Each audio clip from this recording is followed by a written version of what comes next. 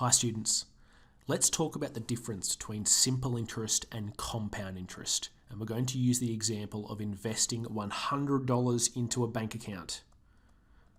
We're going to do this on both sides of the page, one for simple interest and one for compound interest. And the interest rate that we earn from the bank is 10% for both. However, one will be in a simple interest manner and the other one will be in a compound interest manner. Let's talk about simple interest first. At the end of the first year, so at the end of year one, I would have earned $10 of interest, and the way that I figured that out was 10% of 100 is 10, so the interest earned is 10. So I would have earned $10 of interest, and then plus my initial $100 will be $110 that I'll have at the end of the year one. Now at the end of year two, I earn $10 of interest. The 110 doesn't influence the calculation for year two. So it's $10 of interest. Now I had $110 after year one, so now I have $120. At the end of year three, very similar, $10 of interest again, because $10 is 10% of 100,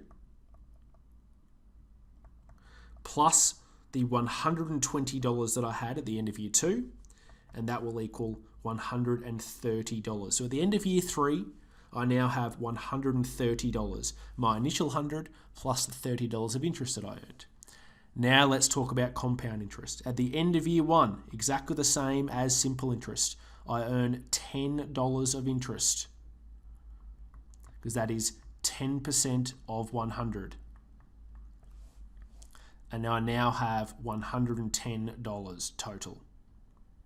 Now for year two,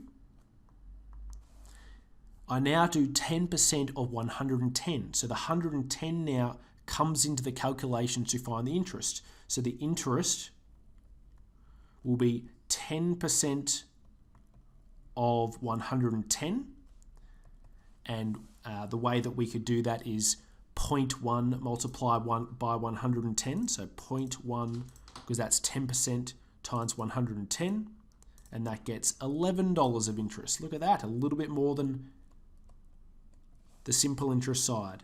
So my total after year two will equal 110 from the end of year one plus $11, and that will equal $121. See how I'm $1 better off in the compound than at the end of year two for compound interest than I was for simple interest. Now for year three, again, I need to recalculate the interest because I'm doing it from the $121 value. So interest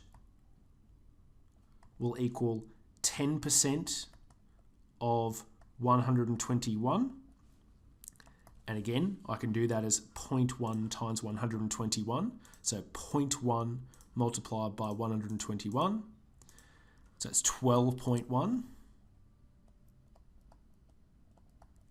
Now my total will equal the 121 that I had at the end of year two.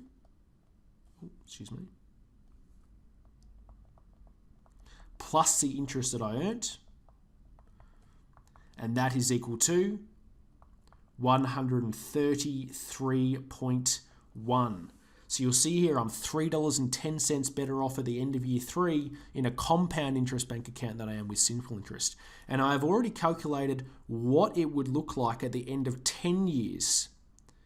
And we're going to talk about these formulas in the next two videos. However, you'll see that at the end of 10 years, my simple interest bank account will be at $200, whereas my 10-year bank account for compound interest will be $259. Now to illustrate the point even further, if I use a graphics calculator to model it over a 20-year life, the red line shows the compound interest formula, and I actually need to change my zoom settings because it's actually gone through the roof of my graph. You will see that over time, which is the horizontal axis, which is number of years, compared to the total amount in the bank account in the vertical axis, the compound interest starts to break away and increase much higher than the simple interest. So that is the difference between compound interest and simple interest. The crux of the difference is that when you go to calculate your interest in subsequent years, you take into account the balance in the prior year. Whereas in simple interest, it's the balance at the start when you put the money in.